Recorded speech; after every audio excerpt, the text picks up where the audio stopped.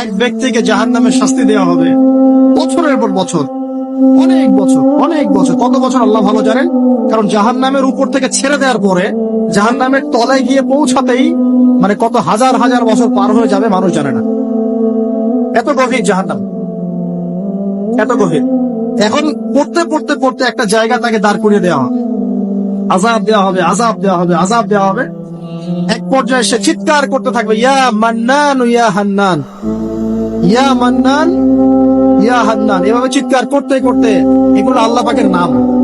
এগুলো কি আল্লাহ পাকের নাম। আল্লাহ পাক বলবেন, দেখো জাহান্নামের অতল গভীরে কোন আমার বান্দা আমাকে ডাকছে, কি হাজত তার, নিয়ে আসো। ওকে জিজ্ঞাসা করা হবে কি প্রয়োজন।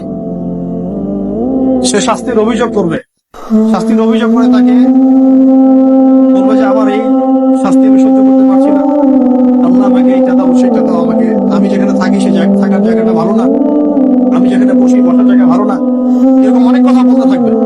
আল্লাহ পাক তখন তার গুনাহগুলোকে স্মরণ করাবেন, মানে তার এই অবস্থা কেন হলো এটা স্মরণ করবে। এবার সে ব্যক্তি পিছনে ফিরে, তাকে আবার পাঠিয়ে দেওয়া হবে, যাও পিছনে ফিরে যাও।